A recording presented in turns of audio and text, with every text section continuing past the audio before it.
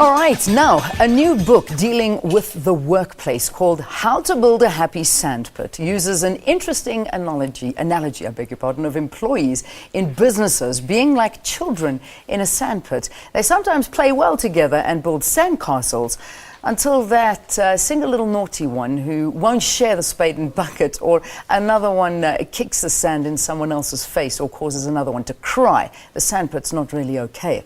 Well, this is according to the author, Colin Browne, who is in studio with me. Colin, welcome to Morning Live. Thank you, Leah. Nice to be here. Yeah, it's good to have you. So, a sandpit, a happy sandpit. Yes. Now, where did you get this analogy from? It's kind of just an observation, really. I was looking for a simple metaphor to describe organizational culture. And I don't mean to be disparaging when I'm comparing employees to children, because that's not quite what I mean. But when I was talking about this, if you can imagine a sandpit full of children, I know you're a mum, so you've got some experience in this. Right. When you've got a bunch of children playing nicely together and building sandcastles, they'll want to do it again tomorrow. They'll have a good time doing it. Put that little bugger in there who won't share the bucket and spade, and you end up with chaos. Now, the analogy is very simple. If you've got children playing nicely, you can sit on the adults' table. That's the business side of strategy and vision and all that kind of thing. Having to look after the sandpit is the operational side, which is, frankly, I think any business owner, any business founder will tell you, is the part that just sucks all the energy out of you. Yeah. You know, and when I first started talking about this, the analogy, as I put it together, because it really only describes a very small part of organizational culture. I mean, this is a very broad topic, but it's the one that people got. So when I was interviewing for my book, the analogy was the one that got me all the interviews, because people got that instantly, even though they knew that wasn't the full story. Yeah. You know? So you've spoken to some of the top guys here in South Africa. I mean, most of the top CEOs. So this analogy, when you said it to them, it worked, and they could give you their stories about this little sandpit that they've built. Yeah, I think it resonates quite well, because, I mean, and companies might have multiple sandpits. I mean, this really it does start to get quite complex when you dig down into it.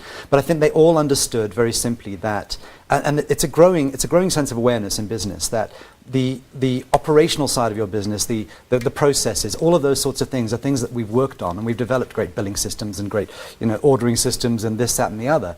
But it's the people that matter. Yeah. And by and large, being able to manage groups of people who are culturally aligned, and by that I mean they have the similar sense, in a business sense, of teamwork, perhaps, of sharing, of responsibility, of drive, of commitment. And that's going to be different from organization to organization. Yeah. But if you've got groups of people who are very similar in that way, then it's far easier, for example, to lead them. It's far easier, especially in today's age, and this is really, really important, it's far easier to execute a change of strategy, if you like, because you've got people facing in the same direction. You can move them all in a slightly different direction.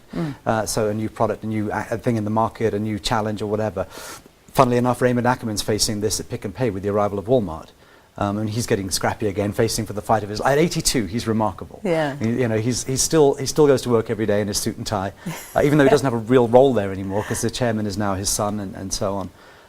But he's there to defend the culture. He's still defending the culture. I mean, that's one of the guys that you interviewed. You talk about Raymond Ackerman, but there's 65 others that you've spoken to. There are quite a lot, and there's a lot. I mean, we just jumping out.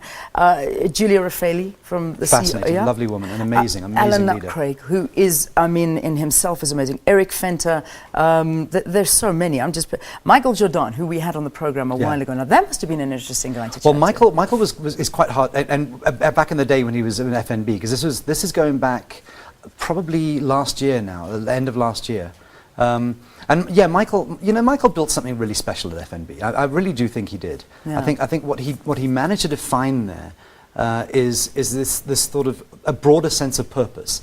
And all conventional management thinking, or the cutting edge management thinking, says that a sense of purpose, a sense of belonging, a sense of adventure is key to getting people to think they belong in an organization, to feel like they're part of it, rather than just a paycheck and a desk and a phone, which is very often the way businesses treat people. It does, and I mean that's what we're finding out more and more every single day. Now you're actually, I mean, we see that you're having an event about this as well. Yes, tomorrow. Tell us about this. Well, so what I've done, because there's the book itself is one manifestation of the thinking. The Happy Sandpit research is there's a consulting practice around it. There's some quite interesting things that come out of that. There's obviously, I mean, we all do a bit of speaking and so on. There's a great workshop, and that's really about helping organizations understand their architectural, their artifactual architecture and things like this. These sorts of terms we use.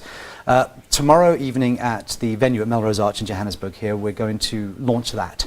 So I've got a great panel of Eric Fenter from Comair, as you mentioned, Rich Mulholland from Missing Link, the fabulous Mark Kahn from Investec. He's the head of HR over there, and he probably knows more about this than anybody I've ever met, frankly.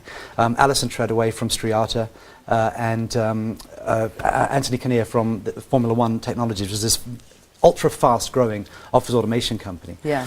It's one of those times of year, though, we couldn't get all the CEOs that we wanted, so we went down and videoed them.